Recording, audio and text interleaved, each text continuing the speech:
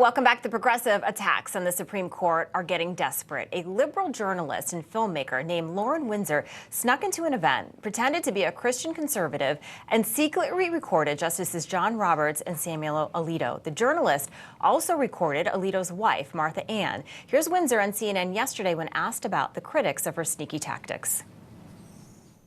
To people who want to pearl clutch about this, please tell me how we're going to get answers when the Supreme Court has been shrouded in secrecy and really just refusing any degree of accountability whatsoever, particularly in the face of, what are very extraordinarily serious ethics breaches. And when you listen to the audio clip, you'll see Alito's remarks are not incriminating. He emphasizes the limited role of the Supreme Court in shaping public policy, indicating his understanding of his duty as a Christian. Lauren Windsor, the journalist who recorded the audio, is asking for donations to the Biden PAC, Act Blue. Here's what Democrat Governor of Pennsylvania John Shapiro thinks Windsor's recordings reveal about our Supreme Court justices. This is purposeful on Donald Trump's part to pack the court with these people that want to restrict our freedom, people who have their own agendas. And Justice Alito, Samuel Alito, is showing his agenda by the way he flies his flags and apparently the way he runs his mouth as well. All right, joining us today is editor-in-chief at the Post Millennial, Libby Evans. Also with us is former vice chair of the New Jersey Federation of Republican Women and host of Money Talk with Melanie, Collette. Great to be with you. All right, so Democrats really believe that recordings are okay and justify these hit pieces and attacks on conservative justices. Melanie, I'll start with you. What do you think about this? They really do think it's okay, and I think that's why they're so concerned about a conservative getting back in office, because they know they're going to get in big trouble.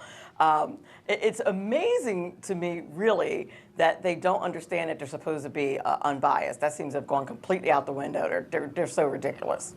Yeah, absolutely. Libby, so it's legal to record in D.C., but she didn't identify herself as a journalist. She said that, she was a conservative, so she lied. What do you make of this? Well, this is a tactic that has been prevalent in journalism since James O'Keefe came out with his Acorn expose, some decade ago or whenever that was. And I don't think that there's really a problem with it in this case, because we have seen this on the landscape for quite some time. O'Keefe goes out there and does the exact same thing. And it's really interesting. We get a lot of really, strong answers. The most remarkable part about this is that I think Alito probably said on, secret recording exactly what he would have said publicly, and I have a lot of respect for him for that. He really stood up for what he thinks, and he wasn't ashamed to say it. So I don't think there's much of an expose here other than Supreme Court Justice honestly expresses his feelings on the court. Yeah, that's the story.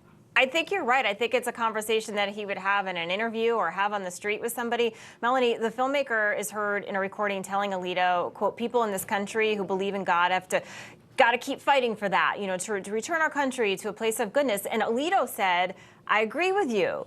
I agree. And so that was a big part of his story. So the controversy here, this big expose, is Alito's belief in God. I'm confused as to why they're like, we got you. You're horrible. You're saying that you believe in God. Because they really believe that people who are Christians or who believe in God are super activists like they are. I think they are projecting that just because Alito believes in God and thinks that we need more God in the country does not mean that he is ruling based on that. He's still, both things can be true. He can be a Bible-thumping God believer and also still make rulings based on the law. And they're very confused about that fact.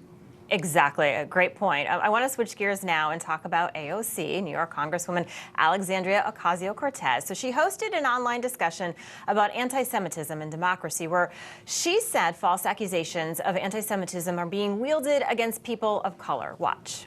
Right now, anti-Semitism is on the rise in America and across the world. Acknowledging that fact does not take away from fights for liberation.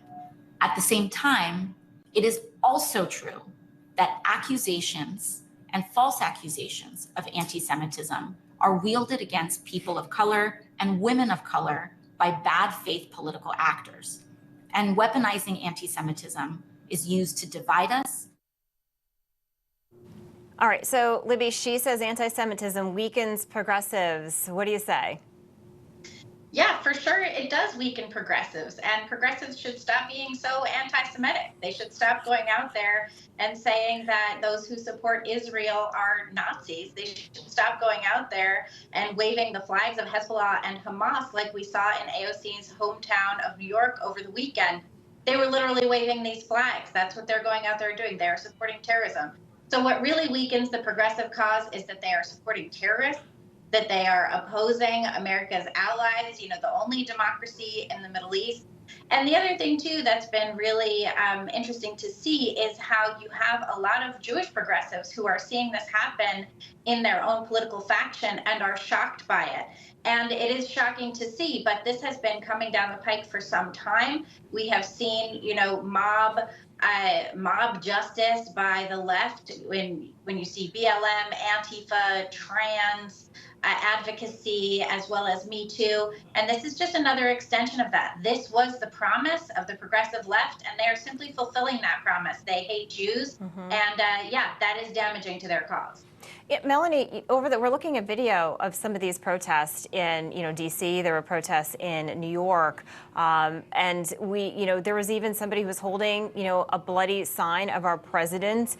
There were not many police officers there. I can only imagine if this group of people maybe had MAGA hats on or were, conservatives, the amount of National Guard who would be there. I could see every liberal being on the news talking about, how we need to be careful and how this mob, but we're not seeing that, and we're not seeing anything from these liberals saying that what they're doing, they're destroying statues, that nothing, no accountability. It's an incredible blind spot that the progressive left seems to have as far as this is concerned. As long as it supports their cause, then it's perfectly fine. Totally not anti-Semitism, totally not racist at all, no problem. But if it's somebody who is a conservative, then you're absolutely a racist who wants the destruction of people who don't look like you. It's ridiculous, and I don't understand how, just logically and common sense wise, and how they have such a lack of reasoning on this. It's really incredible. It just makes me think that they're completely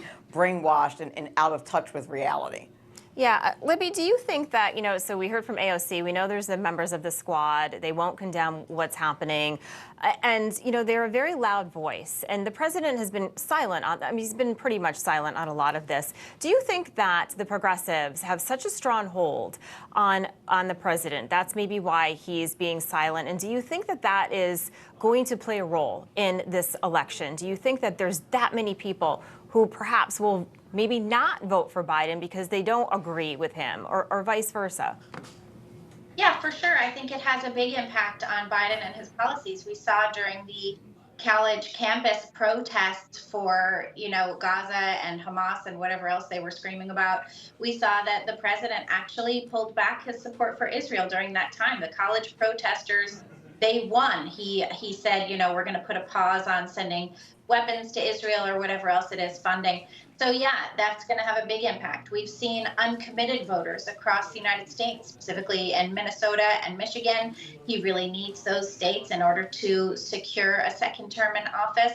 And people on the far left are very disappointed with his stance on Israel, and that's definitely going to play a role. I wonder, however, though, if those people would step out and vote for Trump, because Trump has an even stronger far stronger Israel policy than Biden does. So I think that the best case scenario for those voters is that they just don't vote and stay home. Yeah, that was my question to you, Melanie. Do you think that a lot of these voters, obviously they're not going to vote for Trump, but if they're so upset with Biden, you think they'll stay home?